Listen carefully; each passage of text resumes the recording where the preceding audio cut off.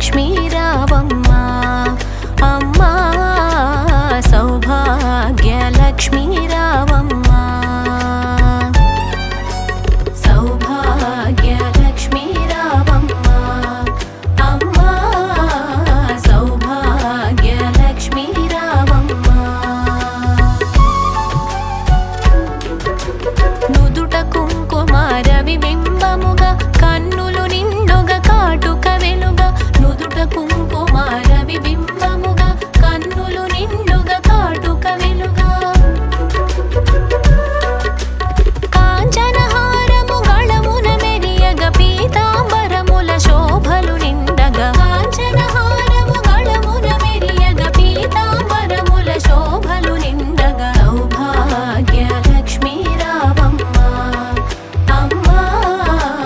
సౌభాగ్యలక్ష్మీ రావమ్మ నిండుగా కరముల బంగారు గాజులు ముద్దులొలుకు పాదమ్ముల మువ్వలు నిండుగా కరముల బంగారు గాజులు ముద్దులొలుకు పాదమ్ముల మువ్వలు గలగల గలమని సౌవడి చేయగ సౌభాగ్యవతుల సేవలు నందగా గలగల గలమని సౌవడి చేయగ సౌభాగ్యవతుల సేవలు నందగా సౌభాగ్యలక్ష్మీ రావమ్మ అమ్మ సౌభాగ్యలక్ష్మీ రావమ్మ నిత్య సుమంగళి నిత్య కళ్యాణి భక్తజనులకు కల్పవల్లి నిత్య సుమంగళి నిత్య కళ్యాణి భక్తజనులకు కల్పవల్లి కమలాసనమై కరుణ నిండగా కనక వృష్టి కురిపించే తల్లి కమలాసనమై కరుణ నిండగా కనక వృష్టి కురిపించే తల్లి సౌభాగ్యలక్ష్మీ రావమ్మ అమ్మ సౌభాగ్యలక్ష్మీ రావమ్మ జనకరాజుని ముద్దుల కొమరిత రవికుల సోముని రమణీమణివై జనకరాజుని ముద్దుల కొమరిత రవికుల సోముని రమణీమణివై సాధు సజ్జనుల పూజలందుకొని శుభములనిచ్చే దీవెనలీయగా సాధు సజ్జనుల పూజలందుకొని శుభములనిచ్చే దీవెనలీయగా సౌభాగ్యలక్ష్మీ రావమ్మ అమ్మ సౌభాగ్యలక్ష్మీ రావమ్మ కుంకుమ శోభిత పంకజలోచని వెంకటరమణుని పట్టపురాణి కుంకుమ శోభిత పంకజలోచని వెంకటరమణుని పట్టపురాణి పుష్కలముగ సౌభాగ్యమునిచ్చే పుణ్యమూర్తి మా ఇంట వెలసిన పుష్కలముగ సౌభాగ్యమునిచ్చే పుణ్యమూర్తి మా ఇంట వెలసిన సౌభాగ్యలక్ష్మీ రావమ్మ అమ్మ సౌభాగ్యలక్ష్మీ రావమ్మ సౌభాగ్యముల బంగారు తల్లి పురందర విఠలుని పట్టపురాణి సౌభాగ్యముల బంగారు తల్లి పురందర విఠలుని పట్టపురాణి ప్రతినిత్యమున పూజలందుకొన సర్వకాలములు శుభగడియలుగా ప్రతినిత్యమున పూజలందుకొన సర్వకాలములు శుభగడియలుగా సౌభాగ్యలక్ష్మీ రావమ్మ అమ్మ సౌభాగ్యలక్ష్మీ రావమ్మ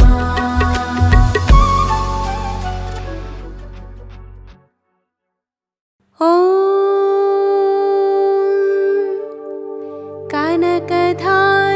కనకధారాస్తోత్రం అంగం హరేః పులకభూషణమాశ్రయంతే భృంగాంగనేవ ముకుళాభరణం తమాలం అంగీకృతాఖిల విభూతిరపాంగలీలా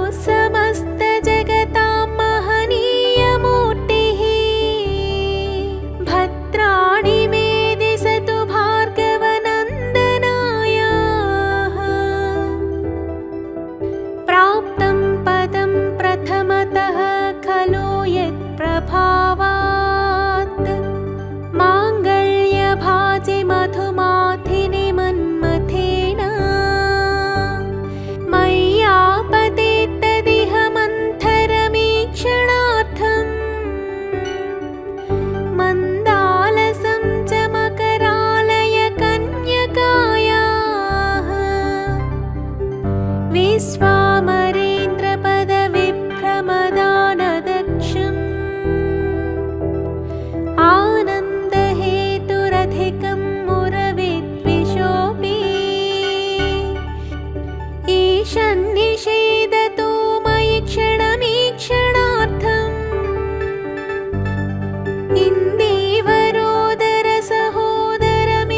इन्दीवरोदरसहोदरमिन्दिरायाः इष्टाविशिष्टमतयोऽपि ययादयात् दृष्ट्या त्रिविष्टपपदं सुलभं लभन्ते दृष्टिः प्रहृष्टकमलोदरदीप्तिरिष्टा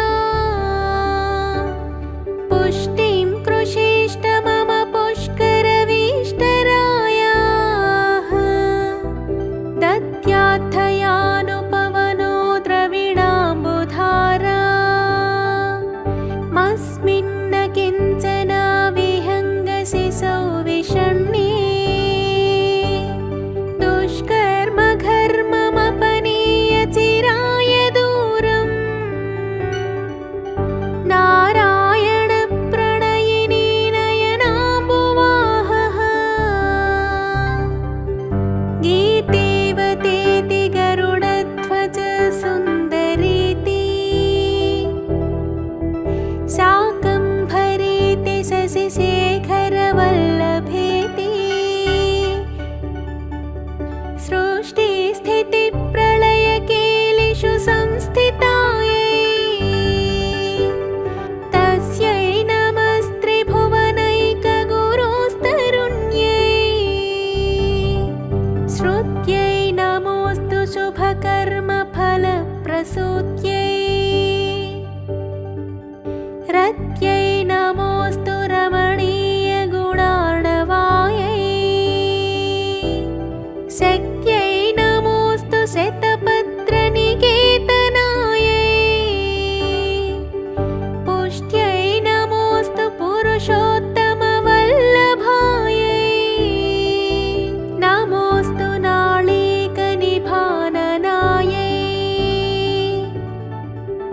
नमोऽस्तु दुग्धोदधिजन्मभूम्यै नमोऽस्तु सोमामृतसोदरायै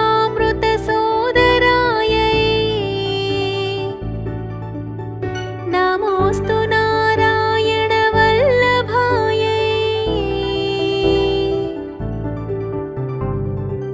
नमोऽस्तु हेमाम्बुजपीठिकायै नमोऽस्तु भूमण्डलनायिकायै नमोऽस्तु देवादिदयापरायै नमोऽस्तु शाङ्गायुधवल्लभायै नमोऽस्तु देव्यै भृगुनन्दनायै नमोऽस्तु विष्णोरुरसि स्थितायै नमोऽस्तु लक्ष्म्यै कमलालयायै नमोऽस्तु दामोदरवल्लभायै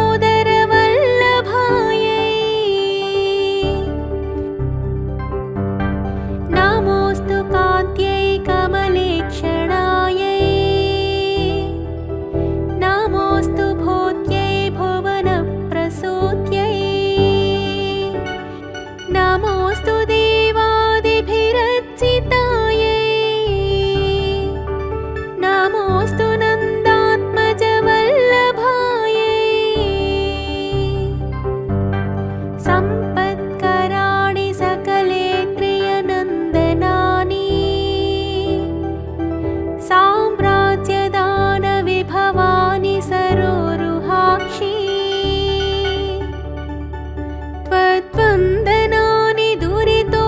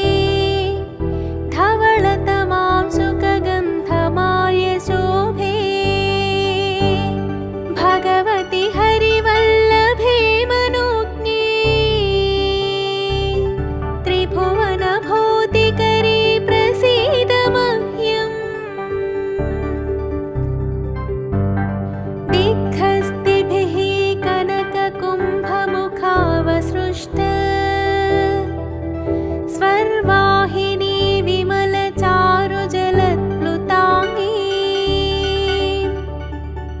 प्रातर्नमामि जगतां जननीमशेष लोकाधिनाथ गृहिणीममृताब्धिपुत्री कमले कमलाक्षवल्लभे त्वं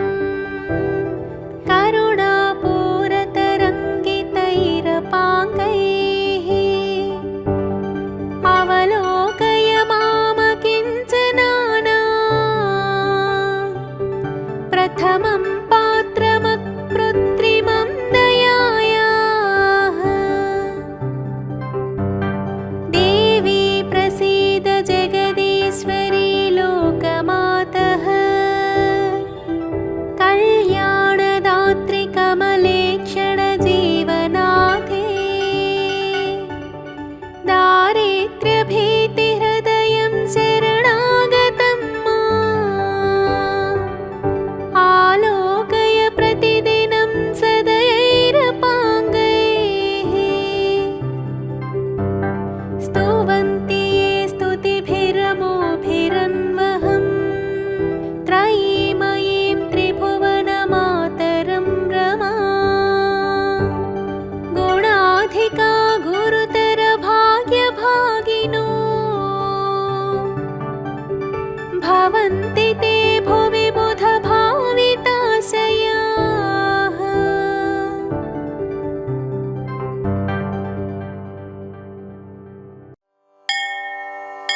ॐ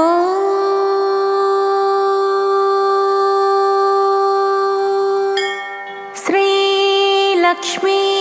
सहस्रनामस्तोत्रम् नाम्नां साष्टसहस्रं च ब्रूहि गार्ग्यमहामते महालक्ष्म्या महादेव्याः भुक्तिमुक्त्यर्थसिद्धये गार्ग्य उवाच सनत्कुमारमासीनं द्वादशादित्यसन्निभम् अपृच्छन् योगिनो भक्त्या योगिनामर्थसिद्धये सर्वलौकिककर्मभ्यो विमुक्तानां हिताय वै भुक्तिमुक्तिप्रदं जप्यमनुब्रूहि दयानिधे सनत्कुमार भगवन् सर्वज्ञोऽसि विशेषतः आस्तिक्यसिद्धये नॄणां क्षिप्रधर्मार्थसाधनम् खिद्यन्ति मानवाः सर्वे धनाभावेन केवलम् सिद्ध्यन्ति धनिनोऽन्यस्य नैव धर्मार्थकामनाः दारिद्र्यध्वंसिनी नाम केन विद्या प्रकीर्तिता केन वा ब्रह्मविद्यापि केन मृत्युविनाशिनी सर्वासां सारभूतैका विद्यानां केन कीर्तिता प्रत्यक्षसिद्धिदा ब्रह्मन् तामाचक्ष्वदयानिधे सनत्कुमार उवाच साधु पृष्टं महाभागा सर्वलोकहितैषिणः महतामेष धर्मश्च नान्येषामिति मे मतिः ब्रह्म विष्णु महादेव महेन्द्रादिमहात्मभिः सम्प्रोक्तं कथयाम्यद्य लक्ष्मी नाम सहस्रकम् यस्योच्चारणमात्रेण दारिद्र्यान्मुच्यते नरः किं पुनस्तच्च पाचापि सर्वेष्टार्थानवाप्नुयात् अस्य श्रीलक्ष्मी दिव्यसहस्रनामस्तोत्रमहामन्त्रस्य आनन्दकर्तमचिक्लीतेन्दिरासुतादयो महात्मनो महर्षयः अनुष्टुप्छन्दः विष्णुमायाशक्तिः महालक्ष्मीः परा देवता श्रीमहालक्ष्मी प्रसादद्वारा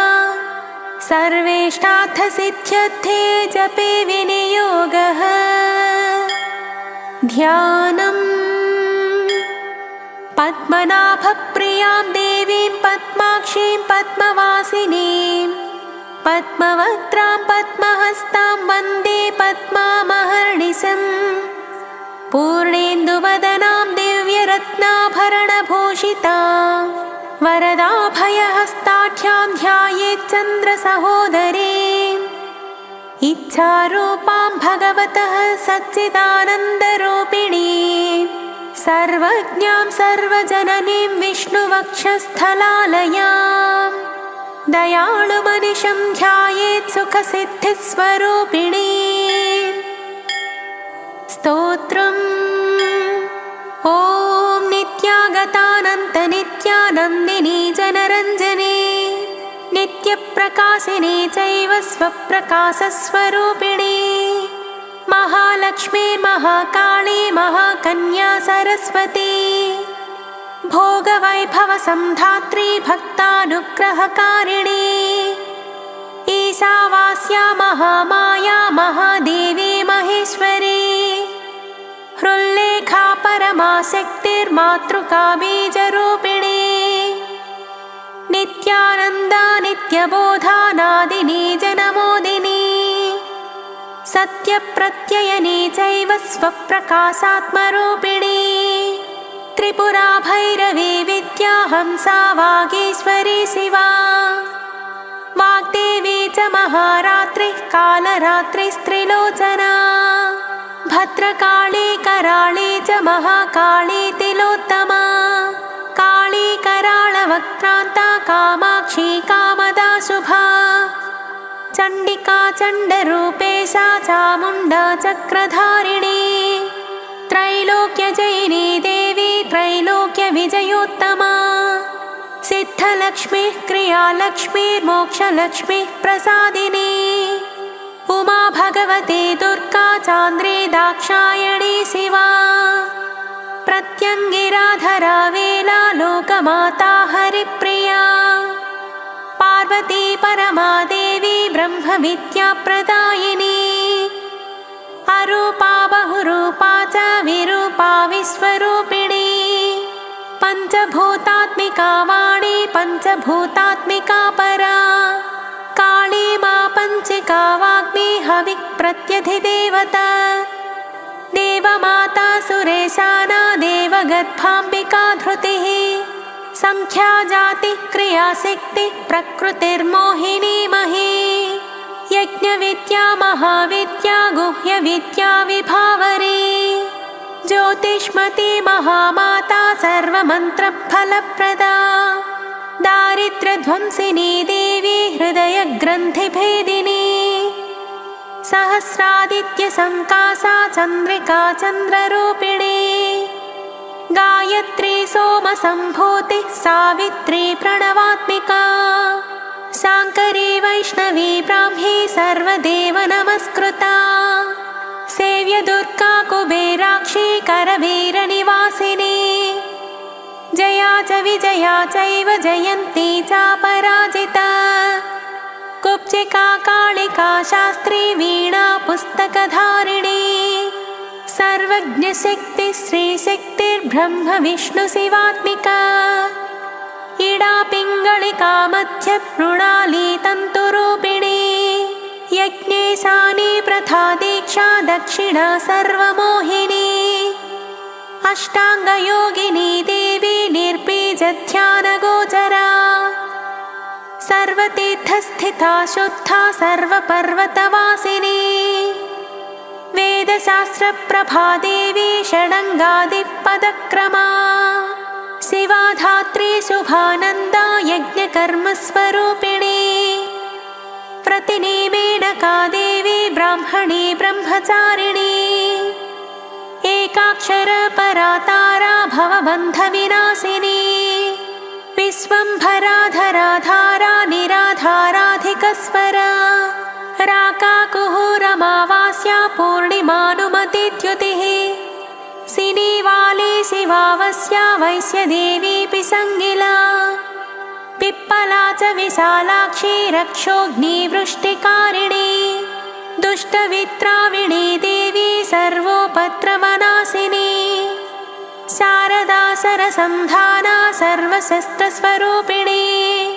युद्धमध्यस्थिता देवी सर्वभूतप्रभञ्जनी अयुद्धा युद्धरूपा च शान्ता शान्तिस्वरूपिणी गंगा सरस्वती वेणी यमुना नर्मदापगा समुद्रवसना वासा ब्रह्माण्डश्रेणिमेखला पञ्चवक्त्रादशभुजा शुद्धस्फटिकसन्निभा रक्ता कृष्णा सिता पीता स्वर्णवर्णा निरीश्वरी कालिका चक्रिका देवी सत्या तु वटुका स्थिता तरुणी वारुणी नारी ज्येष्ठा देवी सुरेश्वरी विश्वंभराधरा कर्त्री गळार्गळविभञ्जनी सन्ध्या रात्रिदिवा ज्योत्स्ना कला काष्ठा निमेषिका ऊर्वी कात्यायनी शुभ्रा संसारार्णवतारिणी कपिला कीलिका शोका मल्लिका नवमल्लिका देविका नन्दिका शान्ता भञ्जिका भयभञ्जिका कौशिकी वैदिकी देवी शौरी रूपाधिकातिभा दिग्वस्त्रा नववस्त्रा च कन्यका कमलोद्भवा श्रीः सौम्यलक्षणातीत दुर्गा सूत्रप्रबोधिका श्रद्धा मेधा कृतिः प्रज्ञा धारणा कान्तिरेव च श्रुतिस्मृति धृतिर्धन्या भूतिरिष्टिर्मनीषिणी विरक्तिर्व्यापिनी माया सर्वमाया प्रभञ्जनी महेन्द्री मन्त्रिणी सिंही चेन्द्रजालस्वरूपिणी अवस्थात्रय निर्मुक्ता गुणत्रय विवर्जिता ईषणात्रय निर्मुक्ता सर्वरोगविवर्जिता योगी ध्यानान्तगम्या च योगध्यानपरायणा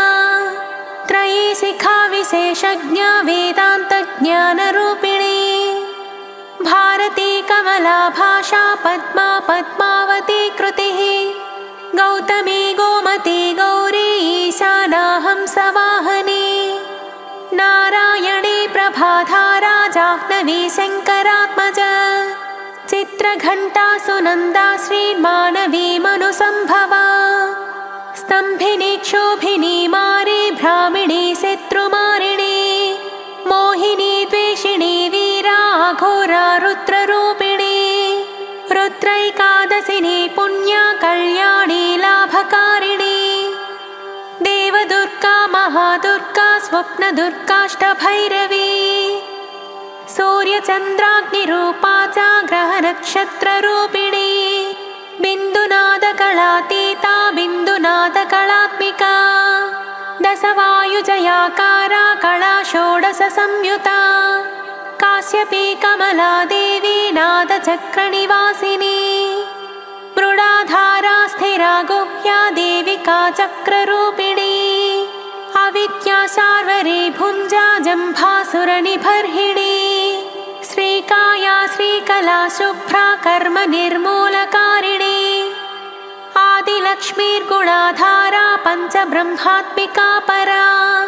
श्रुतिर्ब्रह्ममुखा वासा सर्वसम्पत्तिरूपिणी मृतसञ्जीवनी मैत्री कामिनी कामवर्जिता निर्वाणमार्गदा देवी हंसिनी काशिका क्षमा सपर्या गुणिनी भिन्ना निर्गुणा खण्डिता शुभा स्वामिनी वेदिनी शक्या साम्बरी चक्रधारिणी दण्डिनी मुण्डिनी व्याघ्री शिखिनी सोमसंहतिः चिन्तामणिश्चिदानन्दा पञ्चबाणप्रबोधिनी बाणश्रेणिः सहस्राक्षी सहस्रभुजपादुका सन्ध्यावलिस्त्रिसन्ध्याख्या ब्रह्माण्डमणिभूषणा वासवी वारुणी सेना कुलिका मन्त्ररञ्जनी जितप्राणस्वरूपा च कान्ता काम्यवरप्रदा मन्त्रब्राह्मणविद्याथा नादरूपा हविष्मती आथर्वणि श्रुतिः शून्या कल्पनावज्जिता सती सत्ता जातिः प्रमामेया प्रमितिः प्राणदा गतिः अवर्णा पञ्चवर्णा च सर्वदा भुवनेश्वरी त्रैलोक्यमोहिनी विद्या सर्वभद्रीक्षराक्षरा हिरण्यवर्णा हरिणी सर्वोपद्रवनाशिनी कैवल्यपदवीरेखा सूर्यमण्डलसंस्थिता सोममण्डलमध्यस्था वह्निमण्डलसंस्थिता कोकिलाकुलचक्रे सा पक्षति पङ्क्तिपावनी सर्वसिद्धान्तमार्गस्था षट्वर्णावरवर्जिता सररुद्रहराहन्त्री सर्वसंहारकारिणी पुरुषा पौरुषी तुष्टिः सर्वतन्त्रप्रसूतिका अर्धनारीश्वरी देवी सर्वविद्याप्रदायिनी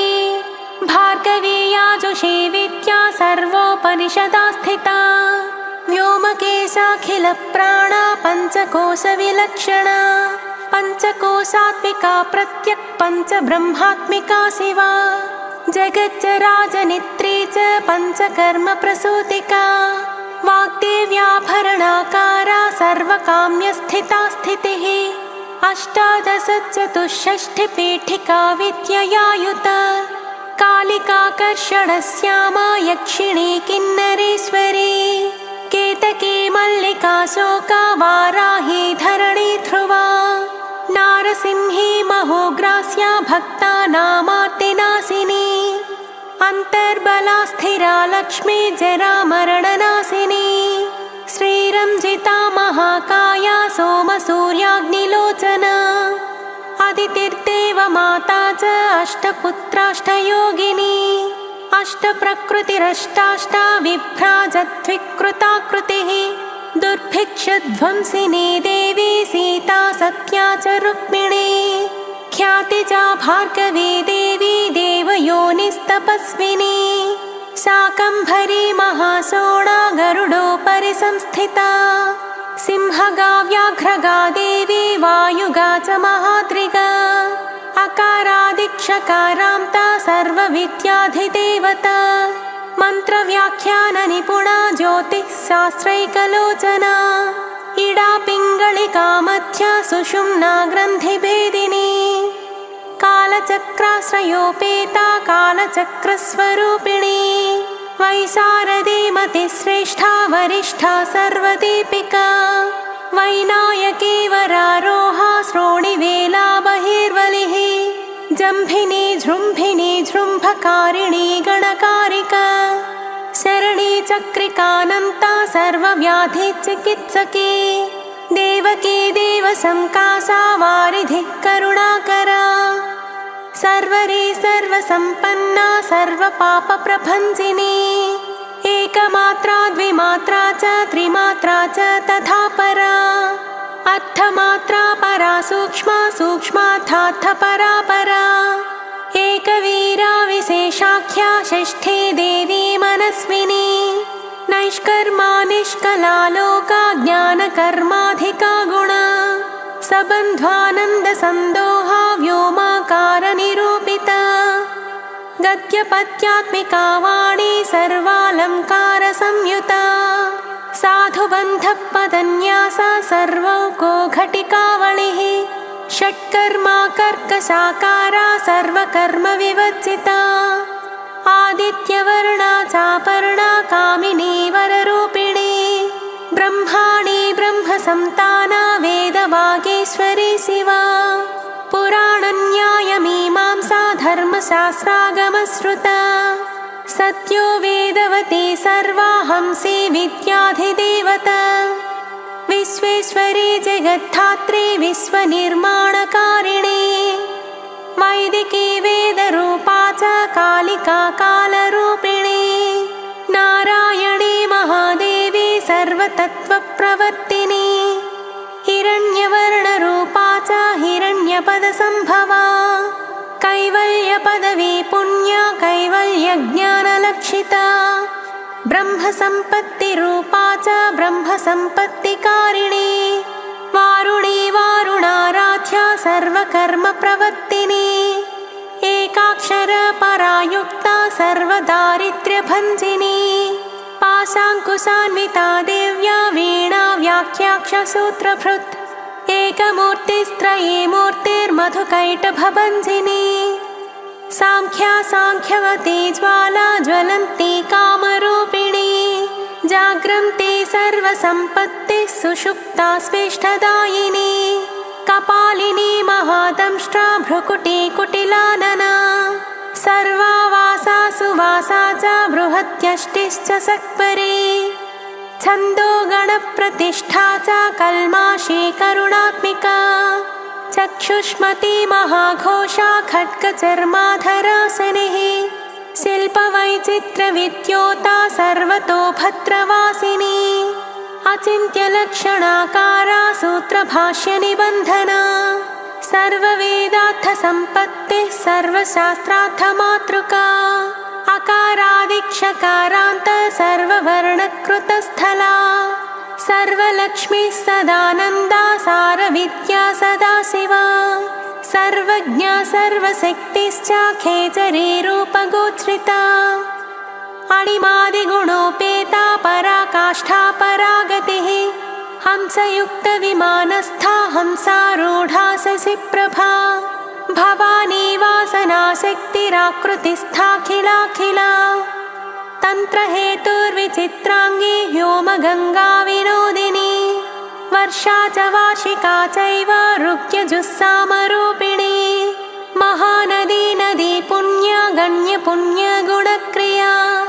समाधिगतलभ्याथा श्रोतव्या स्वप्रिया घृणा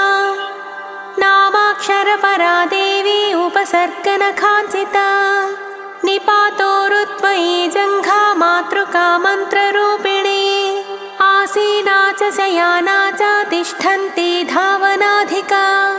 लक्ष्यलक्षणयोगाढ्या तातृप्य गणनाकृतिः सैकरूपा नैकरूपा सेन्दुरूपा तदाकृतिः समासतद्धिताकारा विभक्तिवचनात्मिका स्वाहाकारा स्वधाकारा श्रीपत्यर्थाङ्गनन्दिनी गम्भीरा गहना गुह्या योनिलिङ्गार्थधारिणी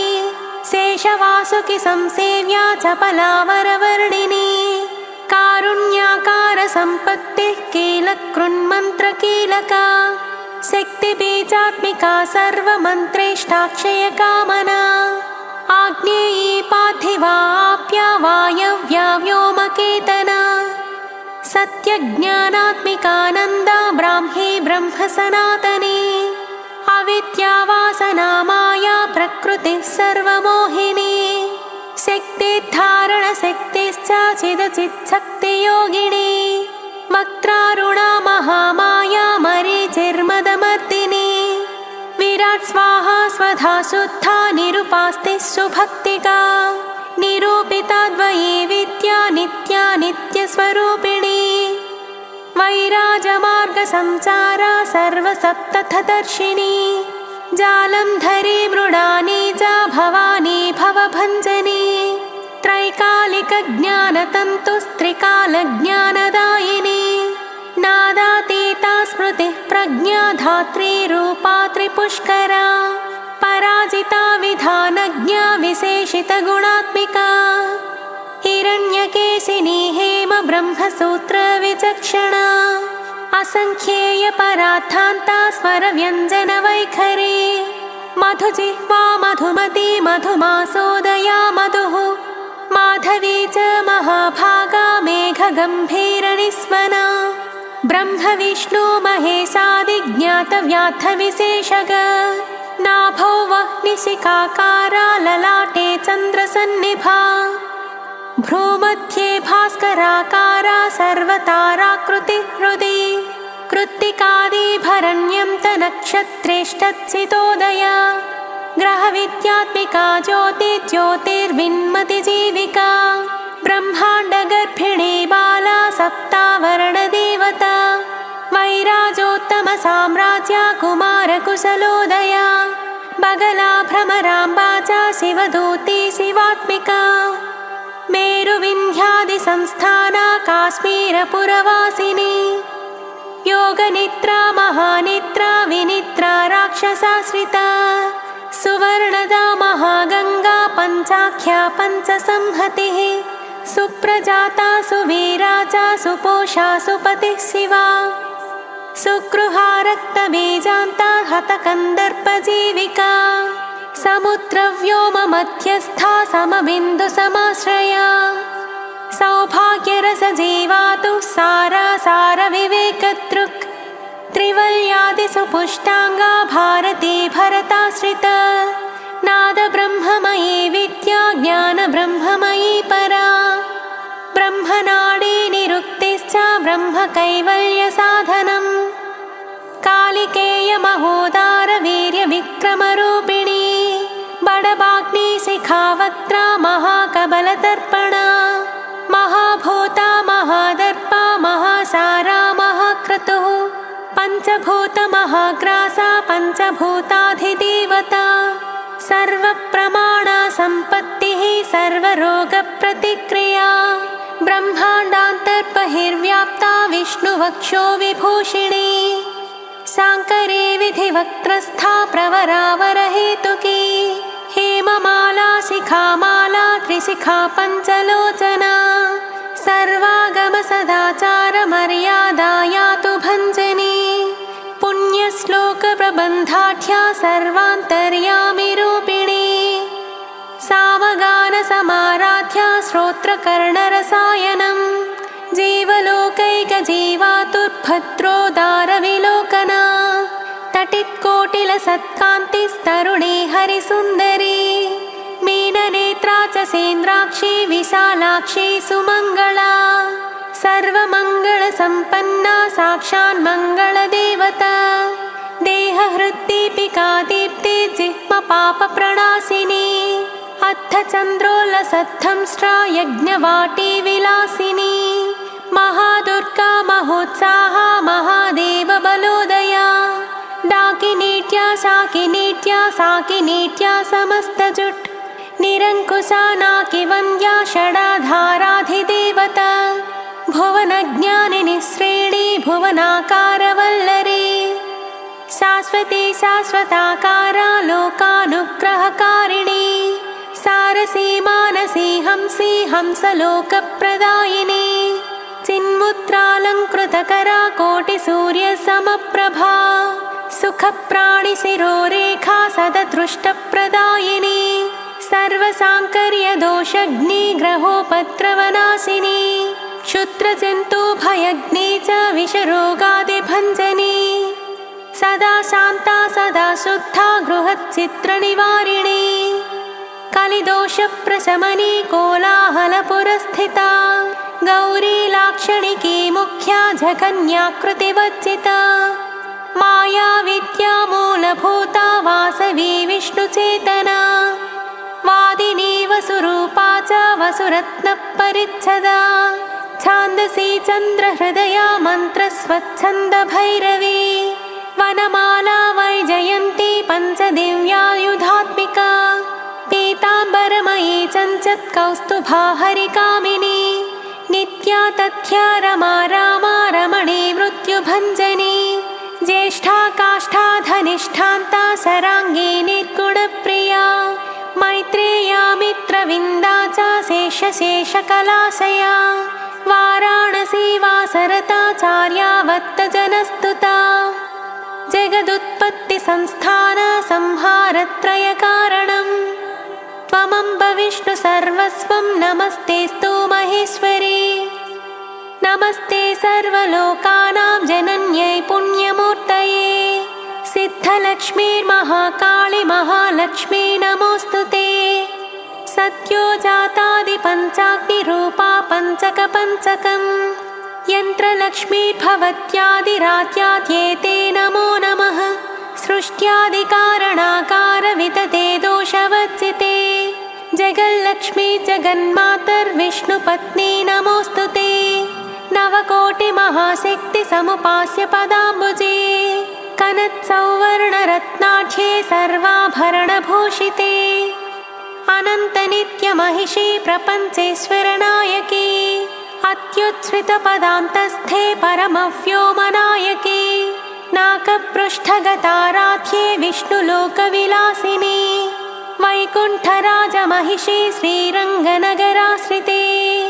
रङ्गनायकी भूपुत्री कृष्णे वरदवल्लभे कोटिब्रह्मादिसंसेव्ये कोटिरुद्रादिकीर्तिते मातुलुङ्गमयं खेटं सौवर्णचषकं तथा पद्मद्वयं पूर्णकुम्भं कीरं च वरदाभये पाशमङ्कुशकं शङ्खं चक्रं शूलं कृपाणिका धनुर्बाणौ चाक्षमालां चिन्मुद्रामपि बिभ्रति अष्टादशभुजे लक्ष्मीर्महाष्टादशपीठगे भूमिनीलादिसंसेव्ये स्वामि चित्तानुवर्तिनि पद्मे पद्मालये पद्मे पूर्णकुम्भाभिषेचिते इन्दिरेन्दीवराभाक्षी क्षीरसागरकन्यके भार्गवी त्वं स्वतन्त्रेच्छा वशीकृतजगत्पतिः मङ्गलं मङ्गलानां त्वं देवतानां च देवता त्वमुत्तमोत्तमानां च त्वं श्रेयः परमामृतं धनधान्याभिवृद्धिश्च सार्वभौमः सुखोच्छ्रया आन्दोलिकादिसौभाग्यं मत्ते भाति महोदयः पुत्रपौत्राभिवृद्धिश्च विद्याभोगबलादिकम् आयुरारोग्यसम्पत्तिरष्टैश्वर्यं त्वमेव हि परमेश विभूतिश्च सूक्ष्मात् सूक्ष्मतरा गतिः सदयापाङ्गसन्दत्त ब्रह्मेन्द्रादिपदस्थितिः अव्याहतमहाभाग्यं त्वमेवाक्षोभ्यविक्रमः समन्वयश्च वेदानामविरोधस्त्वमेव हि निःश्रेयस्स पदप्राप्तिसाधनं फलमेव च श्रीमन्त्रराजराज्ञी च श्रीविद्याक्षेमकारिणी श्रीं बीजजपसन्तुष्टा ऐं ह्रीं श्रीं बीजपालिका प्रपत्तिमार्गसुलभा विष्णुप्रथमकिङ्करी क्लींकारार्थसवित्री च सौमङ्गल्याधिदेवता श्रीषोडशाक्षरी विद्या श्रीयन्त्रपुरवासिनी सर्वमङ्गलमाङ्गल्ये शिवे सर्वार्थसाधिके शरण्ये त्र्यम्बके देवी नारायणे नमोऽस्तुते सर्वमङ्गलमाङ्गल्ये शिवे सर्वार्थसाधिके शरण्ये त्र्यम्बके देवी नारायणे नमोऽस्तुते सर्वमङ्गलमाङ्गल्ये शिवे सर्वार्थसाधिके शरण्ये त्र्यम्बके देवी नारायणे नमोऽस्तुते पुनः पुनर्नमस्तेस्तु साष्टाङ्गमयुतं पुनः सनत्कुमार उवाच एवं स्तुता महालक्ष्मी ब्रह्मरुद्रादिभिः सुरैः नमद्भिरार्तैर्दीनैश्च निःसत्त्वैर्भोगवर्जितैः ज्येष्ठाजुष्टैश्च निःश्रीकैः संसारात् स्वपरायणैः विष्णुपत्नी ददौ तेषां दर्शनं दृष्टितर्पणम् शरत्पूर्णेन्दुकोट्याभधवलापाङ्गवीक्षणैः सर्वान् सत्त्वसमाविष्टांश्चक्रे हृष्टावरं ददौ महालक्ष्मीरुवाच नाम्नां साष्टसहस्रं मे प्रमादात्वापि यः सकृत् कीर्तयेत्तत्कुले सत्यं वसाम्या चन्द्रतारकम् किं पुनर्नियमाच्चप्तुर्मदेकशरणस्य च मातृवत्सानुकम्पाहं पोषके स्यामहर्निशम् मन्नामस्तुवतां लोके दुर्लभं नास्ति चिन्तितम् मत्प्रसादेन सर्वेऽपि स्वस्वेष्टार्थमवाप्स्यत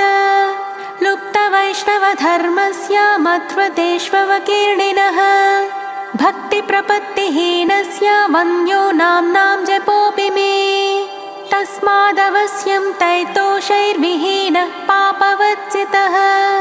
जपेत् साष्टसहस्रं मे नाम्नां प्रत्यहमादरात् साक्षादलक्ष्मीपुत्रोऽपि दुर्भाग्योऽप्यलसोऽपि वा अप्रयत्नोऽपि मूढोऽपि विकलः पतितोऽपि च अवश्यं प्राप्नुयात् भाग्यं मत्प्रसादेन केवलम् स्पृहेयमचिराद्देवा वरदानाय जापिनः ददामि सर्वमिष्टार्थं लक्ष्मीति स्मरतां ध्रुवम् सनत्कुमार उवाच इत्युक्त्वान्तर्दधे लक्ष्मीर्वैष्णवी भगवत्कला इष्टापूर्तं च सुकृतं भागधेयं च चिन्तितं स्वं स्वं स्थानं च भोगं च विजयं लेभिरे सुराः तदेतत् प्रवदाम्यद्य लक्ष्मीनाम सहस्रकम् योगिनः पठत क्षिप्रं चिन्तितात्थानवाप्स्यत। गार्ग्य उवाच सनत्कुमार योगीन्द्र इत्युक्त्वा स दयानिधिः अनुगृह्य ययौ क्षिप्रं तांश्च 12 योगिनः। तस्मादेतद्रहस्यं च गोप्यं जप्यं प्रयत्नतः। अष्टम्यां च चतुर्दश्यां नवम्यां भृगुवासरे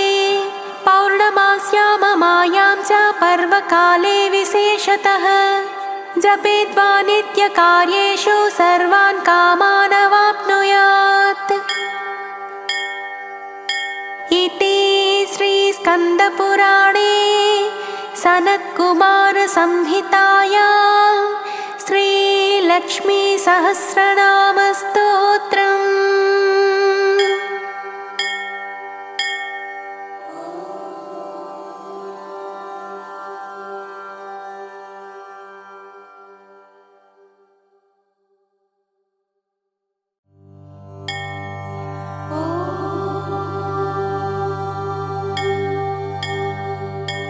श्रीमहालक्ष्म्यष्टकम्।